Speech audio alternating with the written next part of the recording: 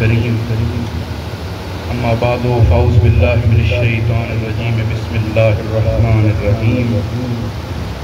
قال الله تعالى في القرآن المجيد والفرقان الحميد: ألا إن أولياء الله لا خوف عليهم ولا هم يحزنون. صدق الله العظيم. إن الله وملائكته يصلون على النبي يا أيها الذين آمنوا صلوا عليه وسلموا تسليما. الصلاة والسلام عليك يا رسول الله. الصلاة والسلام عليك يا حبيب الله. الصلاة والسلام عليك يا رحمة للعالمين وعلى آلہ واصحابہ اجمعین. بآواز بلند تمام احباب درود شریف پڑھ.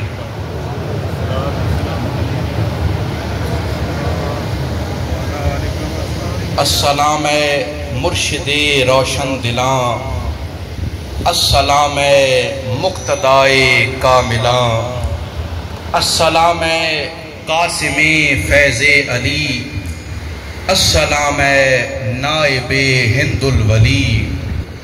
کچھ علاج خاطر ناشاد ہو، تو سلامت در تیرا آباد ہو.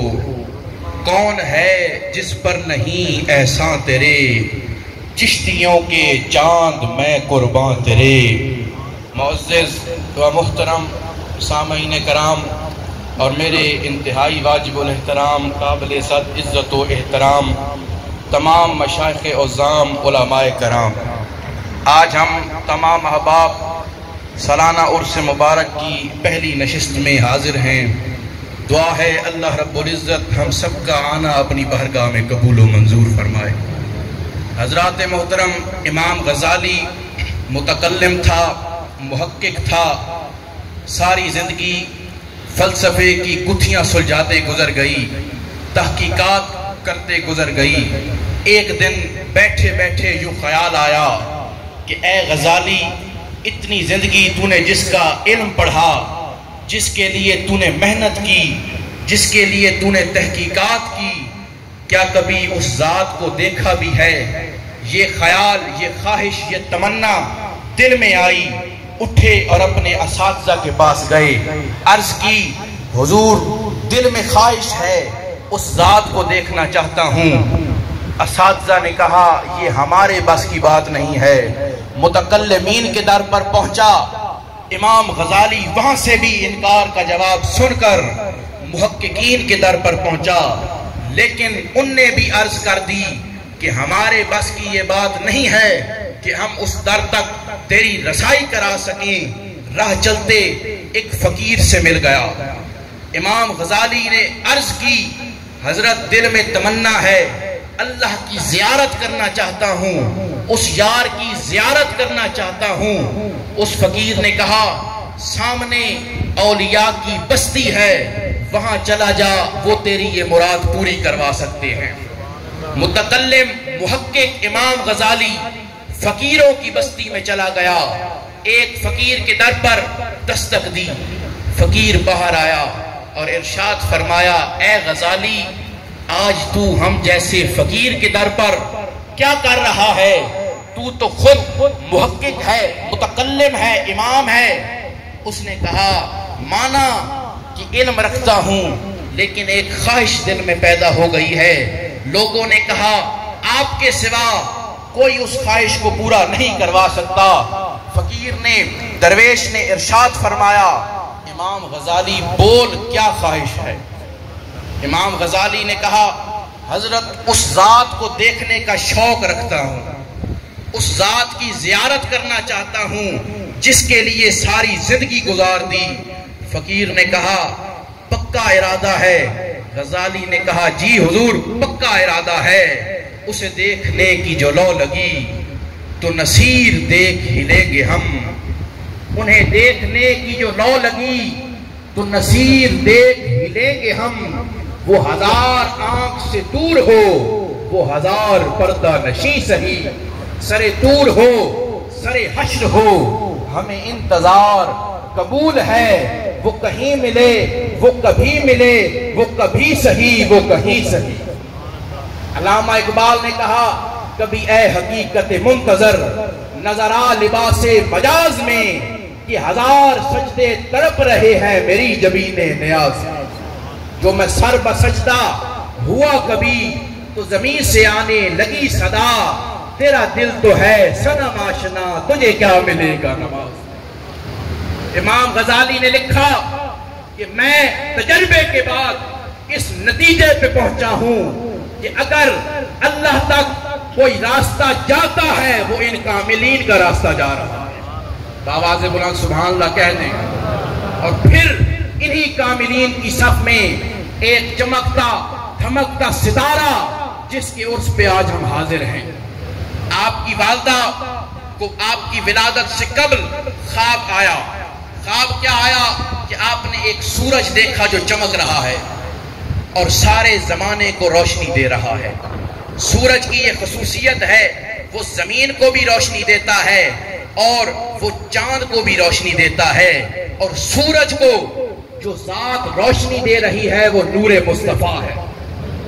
سورج کا کام زمین کو چمکانا، چاند کو روشنی دینا ہے۔ یہ خواب خادمہ کے ہاتھ ایک اہل نظر کے پاس گیا۔ اس اہل نظر نے اس خواب کی تعبیر یہ کی کہ آپ کے گھر میں سے لوگ فیض پائیں گے، روشنی پائیں گے۔ آپ کی والدہ کو اس وقت خواب سمجھ نہ آیا۔ آپ نے سمجھا کہ شاید وہ دور کیونکہ چراغوں کا تھا تو لوگ ہمارے گھر سے چراغ لے کر جائیں گے، لیکن تقدیر خدا کو، قدرت کو کچھ اور منظور تھا۔ وہ سورج جو آپ نے خواب میں دیکھا وہ آپ کے صاحبزادے کی شکل میں، حضرت خواجہ شاہ سلیمان توسفی کی شکل میں منصب ولایت پر جب بیٹھا پھر ایسا چمکا کہ پیر سیال آیا اس کو بھی روشن کر کے بھیج دیا، فقیر آیا روشنی دے کر گیا، علماء آئے روشن ہو گئے۔ المختصر جس چیز کا جو شخص طلب لے کر آیا آپ نے اس کو اپنے بارگاہ سے روشن کر کر بھیج دیا۔ اب پہلے عرض کی کہ سورج کو روشنی دے رہی ہے ذات نور مصطفیٰ کو، اور قدرت کا ایک کرشمہ ہے کہ یہاں بھی حضرت خواجہ شاہ سلیمان توسفی علیہ الرحمہ کو جو ذات روشنی دے رہی ہے اس کا نام بھی قبلہ عالم نور محمد مہاروی ہے۔ اس سورج کو بھی نور محمد نے چمکایا، اس سورج کو بھی نور محمد نے چمکا دیا ہے۔ اور کیوں نہ چمکاتے، اور پھر ان نے زمانے کو کیسے چمکایا۔ ایک طالب علم آپ کا مرید رستے میں جا رہا تھا، ایک درویش مل گیا، وہ نہ آشنا تھا، اولیاء سے نہ واقف تھا۔ پوچھا کہاں سے آ رہے ہو؟ عرض کی مرشد خانے سے آ رہا ہوں۔ اس نے کہا مرشد خانہ کیا ہے؟ فرمایا یہ ایک شیخ ہے، پیر ہے، جہاں وہ بیٹھتا ہے ہم اسے اپنا مرشد خانہ بنا لیتے ہیں۔ میرا شیخ ہے وہاں پر، میں وہاں سے حاضری دے کر آ رہا ہوں۔ اس بابے کے دل میں شوق پیدا ہوا کہ کیوں نہ جا کر میں بھی زیارت کر لوں، کون ہے یہ اللہ والے؟ دل میں یہ خیال آیا۔ اس طالب علم نے عرض کی حضرت آپ جائیں اور میرا بھی پیغام لیتے جائیں کہ رستے میں آپ کا مرید ملا ہے اور یہ آپ کو عرض کرتا ہے کہ ایک تو اس کا سلام بھی قبول فرمائیں اور اس بابے کو مرید بھی کر لیں۔ وہ بابا یہ پیغام لے کر حضرت خواجہ شاہ سلیمان توسفی علیہ الرحمہ کی بارگاہ میں پہنچا، دیکھا کہ ہجوم عاشقاں ہے اور درمیان میں ایک شمع کی طرح محجبی چمک رہا ہے۔ پہنچا، نہ واقف تھا، جوتیوں سمیت آگے چلا گیا۔ مریدین کھڑے ہوئے کہ کون ہے بے ادب جو ہمارے شیخ کی بارگاہ میں جوتوں کے ساتھ آ گیا، کیونکہ وہ لوگ تو آشنا تھے، اٹھے اس کو روکنے کے لیے۔ حضرت خواجہ صاحب نے فرمایا نہ، چھوڑ دو اسے، آنے دو، کیونکہ یہ کریم لوگ ہیں۔ بٹھایا، ماتھا چوما اور ارشاد فرمایا بولو بابے کیا بات ہے؟ اس فقیر نے عرض کی، اس فقیر کا کچھ ذہن کا مسئلہ تھا، وہ بھول جاتا تھا۔ اس نے یہ جملہ کہہ دیا حضرت رستے میں مجھے آپ کے پیر ملے تھے، وہ یہ کہہ رہے تھے کہ شاہ سلیمان توسفی کو میرا سلام کہنا اور یہ کہنا کہ اس بابے کو پیر بنا دے۔ یہ جملہ آپ پر اتنا حاوی ہوا کہ آپ عاشقانہ کیفیت میں چلے گئے۔ آپ نے بابے کو کہا دوبارہ جملہ پڑھو، کیونکہ عاشق ہی جانتا ہے کہ اس کے یار کے لب پر اگر اس کا نام آ جائے تو کتنی اعزاز کی بات ہے۔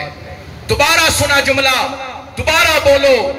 اس نے عرض کی حضرت آپ کے پیر ملے تھے، سلام دے رہے تھے، حکم دے رہے تھے اس کو بھی پیر بنا دو۔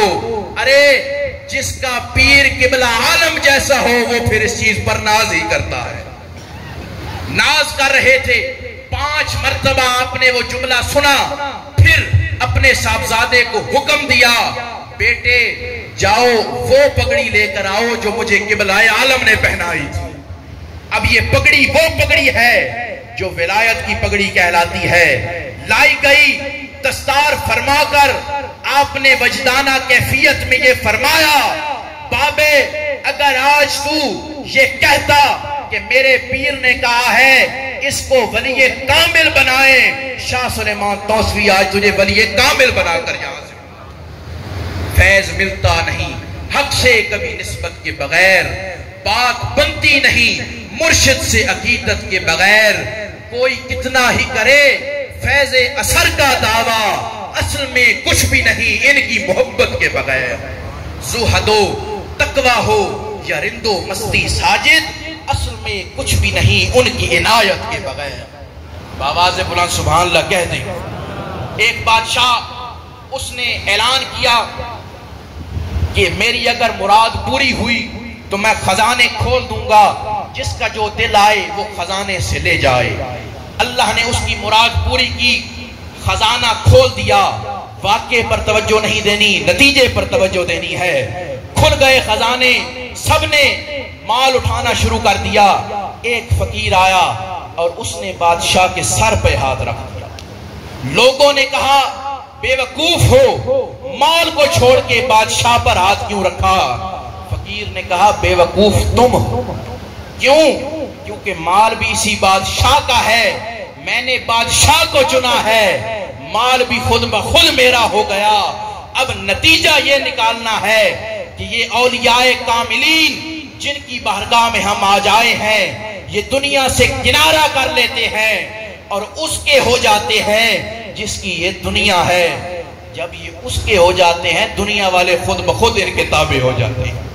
اور یہ حدیث مبارکہ ہے، اللہ فرماتا ہے کہ جب مجھے کسی سے محبت ہو تو میں جبریل کو بلاتا ہوں اور بلا کر کہتا ہوں جبریل میں اس سے محبت کرتا ہوں، تم بھی اس سے محبت کرو اور عرش میں بھی اعلان کر دو کہ اللہ اس سے محبت کرتا ہے، لہٰذا تم بھی اسے اپنے دلوں میں بسا لو۔ حتیٰ کہ وہ محبت مخلوق کے دلوں میں آ جاتی ہے۔ آگے بھی حدیث ہے لیکن یہیں پر عرض کرنے کا جو مقصد تھا پورا ہو گیا۔ واقعہ بھی بتاتا ہے، حدیث بھی دلیل دیتی ہے کہ جب یہ اللہ کے ہوتے ہیں پھر اللہ اعلان کرتا ہے اے جبرائیل میں خواجہ شاہ سلیمان توسوی سے محبت کرنے لگا، اے جبرائیل میں خواجہ نظام الدین توسوی سے محبت کرتا ہوں، لہٰذا خود بھی محبت کرو، فرشتوں کو بھی کہو اور تمام مخلوق کے دلوں میں ڈال دو کہ یہ اللہ کا محبوب ہے، اس سے تم بھی محبت کرو۔ یہ محبت اللہ ان کے دلوں میں ڈال دیتا ہے۔ حضرات محترم مولانا روم مثنوی شریف میں ارشاد فرماتے ہیں کہ ایک بچہ سونے کی انگوٹھی پہن کر آ رہا تھا، سامنے سے ایک شخص گڑ کی روڑی لے کر آ رہا تھا۔ جب اس نے دیکھا کہ بچے کے پاس سونے کی انگوٹھی ہے تو وہ شخص کیونکہ سونے کی پہچان رکھتا تھا لہٰذا اسے سونے کی قدر بھی تھی۔ اس نے اس بچے سے کہا یہ سونے کی انگوٹھی منہ میں ڈالو اور چوسو اور بتاؤ ذائقہ کیا ہے۔ اس نے کہا ذائقہ تو کچھ نہیں آ رہا۔ پھر گڑ کی روڑی دی اور کہا اس کو چوسو۔ اس نے چوسا تو بچے نے کہا حضرت یہ میٹھی ہے۔ اس شخص نے کہا سودا کرتے ہو، پھیکی مجھے دے دو میٹھی تم رکھ لو۔ بچے نے سودا کر لیا۔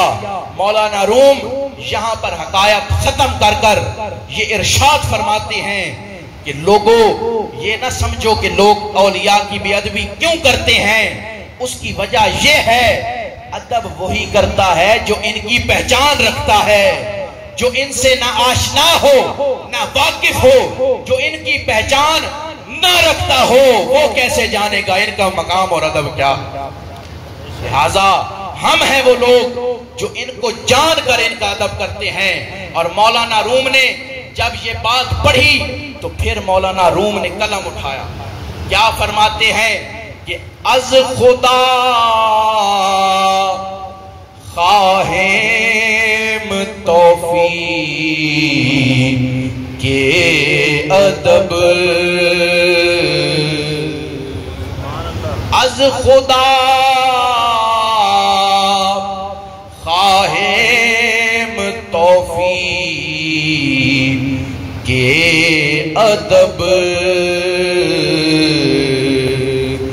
بے ادب محروم ماند از لطف رب۔ مولانا روم فرماتے ہیں یا اللہ میں چاہتا ہوں بلکہ ہم چاہتے ہیں، خواہیم جمع متکلم کا صیغہ ہے، ہم چاہتے ہیں کہ ہمیں توفیق ادب دینا۔ کیوں مولانا روم کیا وجہ ہے؟ فرمایا بے ادب اس شخص کی مانند ہے جس پر اللہ کا نہ لطف ہوتا ہے نہ فضل ہوتا ہے۔ یا اللہ ہمیں اپنے لطف سے بھی محروم نہ رکھنا بلکہ ان کاملین کا ادب ہمارے دل میں ڈال دینا۔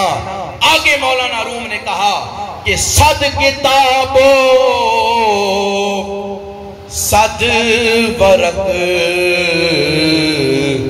در نار کن، صد کتابو صد ورق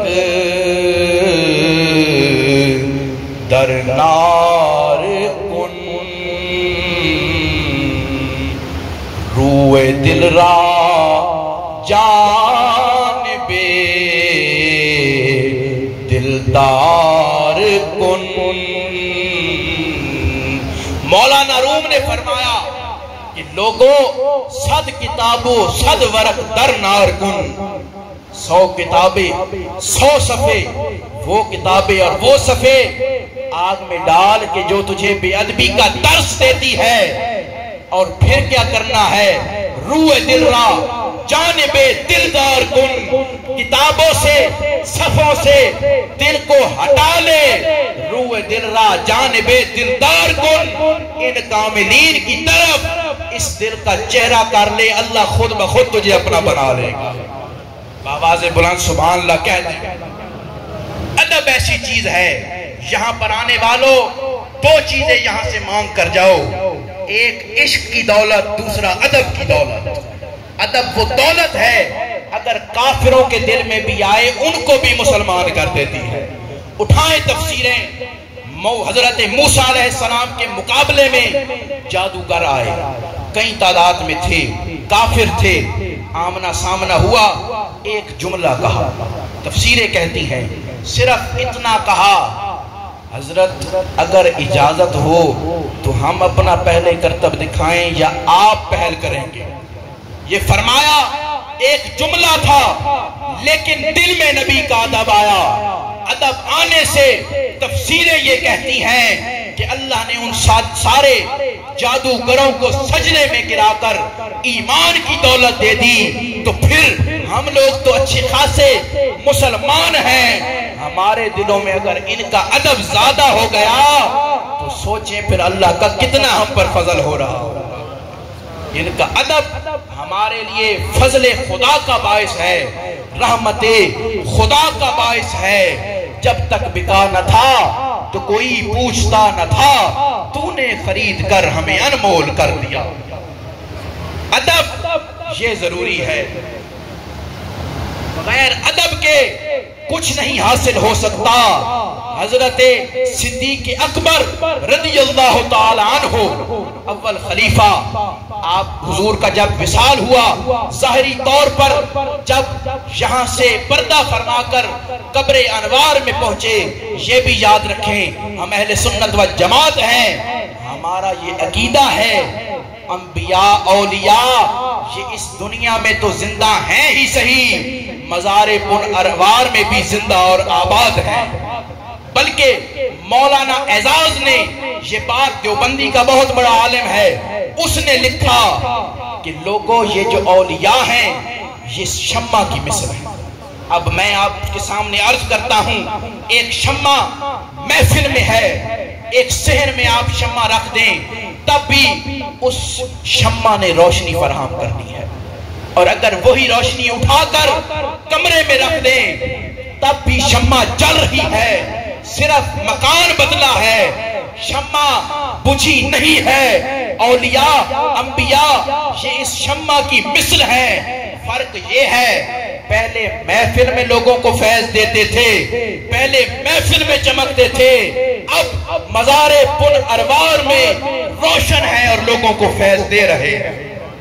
ہمارا یہ عقیدہ نہیں کہ قبر میں جا کر یہ مردہ ہو گئے ہیں، بلکہ یہ شمع کی مثل ہیں، یہ قبر انوار سے بھی ہم لوگوں کی جھولیاں بھر رہے ہیں، دامن بھر رہے ہیں۔ تو عرض کر رہا تھا حضرت ابراہیم، حضرت صدیق اکبر، آپ وصال محمد مصطفیٰ کے بعد منبر رسول پر جب بیٹھنے لگے تو جس جگہ آقا دو عالم بیٹھتے تھے اس سٹیپ سے ایک سٹیپ نیچے بیٹھے۔ لوگوں نے کہا عید کا دن تھا، رش ہو گیا، صدیق اکبر آپ نظر نہیں آئیں گے لوگوں کو، اوپر بیٹھیں۔ حضرت صدیق اکبر نے ارشاد فرمایا، لوگوں صدیق کبھی بھی اس جگہ نہیں بیٹھ سکتا جہاں آقا دو عالم بیٹھے ہوں۔ کیوں؟ فرمایا صدیق محمد مصطفیٰ کے برابر جو نہیں ہے۔ ادب تھا دل میں، بیٹھنے کو اوپر بیٹھ سکتے تھے، لیکن میں نے عرض کی ہے یہ سب ان کو ملا تو ادب مصطفیٰ کے وسیلے سے ملا ہے۔ ہمیں اگر کچھ یہاں سے ملے گا تو ادب خواجہ شاہ سلیمان توسفی کے ذریعے، بغیر ادب کے کچھ حاصل نہیں ہو سکتا ہے۔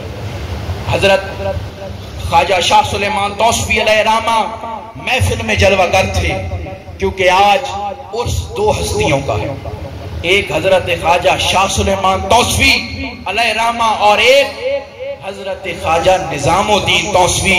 حضرات محترم توجہ فرمائیے گا، شاہ سلیمان توسفی علیہ رحمہ بیٹھے ہیں، ایک شخص نے سوال کیا کہ لوگوں بتاؤ سب سے زیادہ سخی کون ہے آج کے دور میں؟ ایک نے کہا فلاں حضرت ڈیرہ کے ہیں وہ زیادہ سخی ہیں۔ حضرت شاہ سلیمان توسفی علیہ رحمہ جلال میں آ گئے، فرمایا لوگوں ابھی تو تم کہہ لو کہ فلاں سخی ہے، لیکن جس وقت میرا نظام الدین مسند ولایت پر آئے گا پورے جہان میں اس سے زیادہ کوئی سخی نہیں ہوگا۔ ان کی بارگاہ میں آج آپ آئے ہوئے ہیں، ان کی محفل میں بیٹھے ہیں جن کے متعلق شہنشاہ ولایت یہ کہہ رہا ہے کہ اس سے زیادہ سخی دور حاضر میں اور کوئی نہیں ہوگا۔ لہٰذا پھر ہمیں بھی چاہیے کہ ان کے در سے ادب کی بھیک لے کر جائیں، بآواز بلند سبحان اللہ کہہ دیں۔ حضرات محترم، دنیا کا ایک قانون ہے کہ جس وقت مرید پر نزاع کا عالم آئے تو مرید پیر کو یاد کرتا ہے، یہ قانون ہے۔ یہ ایک سلسلہ آ رہا ہے کہ جب مرید پر نزاع کا عالم آئے تو اس وقت پیر یاد کرتا، پیر کو مرید یاد کرتا ہے۔ جیسے دلیل بھی سماعت فرما لیں، حضرت امام فخر الدین رازی امام المفسرین، مفسر ہے قرآن کی تفسیر کرنے والا، یہ امام المفسرین تھا۔ نزاع کا عالم آیا، شیطان آ گیا، شیطان نے کہا حضرت بھیس بدل کر آیا تھا کہ مجھے بتائیں کہ آپ اللہ کو جو مانتے ہیں کوئی دلیل بھی ہے آپ کے پاس؟ دلیل ہے؟ ایک دلیل آپ نے فرمایا یہ لو سن لو، وہ بھی شیطان تھا، علم وہ بھی رکھتا تھا، پہلی دلیل رد ہو گئی، دوسری دلیل دی رد ہو گئی، تیسری رد، حتیٰ کہ 300 سے زائد دلائل پیش کیے، سارے شیطان رد کرتا گیا۔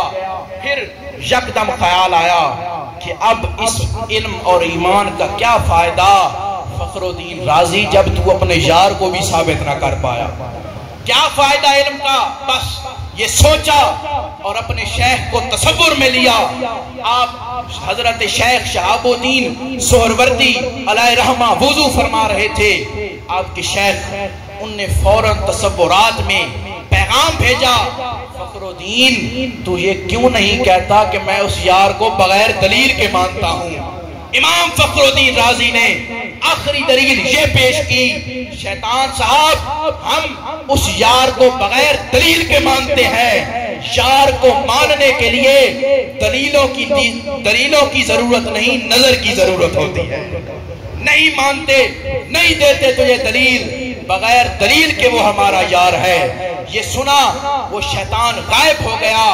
امام فخر الدین رازی نے اپنی کتاب میں لکھا کہ آج امام فخر الدین رازی کو اس کے علم نے نہیں بلکہ اس کامل کی نسبت نے بچا دیا.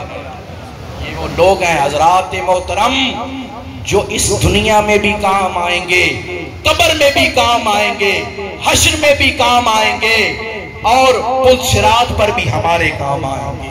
ان کی یہ نسبت ہے. تو میں عرض کر رہا تھا قانون ہے مرید پیر کو یاد کرتا ہے، لیکن جہاں سلسلہ محبت کا ہو، جہاں سلسلہ عشق کا ہو، پھر وہاں تقدیر بھی بدل جاتی ہے. جب حضرت قبلہ عالم غریب نواز پر نزاع کا عالم آیا، مرید پیر کو یاد کرتا ہے، لیکن قبلہ عالم کی زبان پر یہ الفاظ آئے، لوگوں میرا شاہ سلیمان توسوی کہاں پر ہے؟ کیوں؟ کیا وجہ تھی؟ اور بھی کئی مرید تھے اور بھی کئی خلفاء باز تھے، لیکن جب دل سے مل جاتا ہے، جب سوچ سے مل جاتی ہے، جب نظر سے مل جاتی ہے، پھر عشق قائم ہوتا ہے. جہاں عشق ہوتا ہے وہاں کوئی تیسرا موجود نہیں ہوتا. یاد اسی لیے کیا کہ سب سے زیادہ محبوب ہی حضرت خواجہ شاہ سلیمان توسوی علیہ رحمہ تھے. کیوں نہ محبوب ہوتے؟ اتنا حسین محجبین کس کو محبوب نہ ہو؟ ہم نے پھولوں کو جو دیکھا لب و رخسار کے بعد، پھول دیکھے نہ گئے حسن رخ یار کے بعد. کام نظروں سے لیا ابرو خمدار کے بعد، تیر اس شوخ نے مارے مجھے تلوار کے بعد. چین پھر اور کہیں پا نہ سکے اے پرنم، ہم زمانے میں پھرے کوچہ دلدار کے بعد. حضرات محترم آخری بات، جب حضرت خواجہ شاہ سلیمان توسوی علیہ رحمہ کا نزاع کا عالم آیا، نزاع کا وقت آیا، تو آپ اسی جگہ پر بیٹھ کے وظائف کرتے تھے، اسی جگہ پر بیٹھ کر اللہ کا ذکر کرتے تھے اور عرصہ طویل یہاں ذکر کرتے رہے. تو جب آپ کا نزاع کا عالم آیا تو آپ نے مریدوں سے فرمایا کہ لوگوں مجھے جب دفن کرنا تو اسی جگہ پر دفن کرنا جہاں پر میں وظائف کرتا ہوں. لوگوں نے عرض کی حضور اس کی کیا وجہ ہے؟ اور بھی تو جگہ ہو سکتی ہے. آپ نے فرمایا راز تھا لیکن تم پوچھتے ہو تو سنو. یہ اللہ والوں کی بات ہے کہ میں نے یہاں اتنا اللہ کا ذکر کیا ہے کہ اب زمین مجھے کہتی ہے حضرت آپ وفا کرنے والے ہیں، وفا کر کے جائیے گا.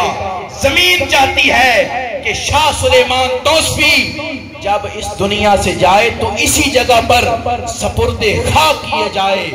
لوگوں جن سے زمین محبت کر لے ان کا پھر کیا مقام ہوگا؟ ہم تو عام انسان ہیں، ہماری محبت لوگ سمجھے نہ سمجھے الگ بات، لیکن زمین بھی صدائیں دیتی ہے حضرت وفا کرنا کام ہے، وفا کر کے جائیے گا. اس شعر کے ساتھ میں اپنی گفتگو کو ختم کرتا ہوں، لیکن سب خاص اور عام حضرات سے گزارش ہے کہ تیسرے مصرے پر سب نے آمین کہنا ہے. حضرت نصیر ملت نے فرمایا عجب ہے شب غم کے ماروں کی دنیا، لرزتی ہے ان سے ستاروں کی دنیا. عجب ہے شب غم کے ماروں کی دنیا، لرزتی ہے ان سے ستاروں کی دنیا. نصیر ان کو اللہ آباد رکھے، نصیر اللہ ان کو آباد رکھے، کیوں؟ سواری ہے ان نے ہزاروں کی دنیا۔ اللہ یہ کلمات اپنی بارگاہ میں قبول و منظور فرمائے۔ دوران گفتگو اگر کوئی غلطی ہوئی ہو تو اللہ معاف فرمائے۔ وما علینا الا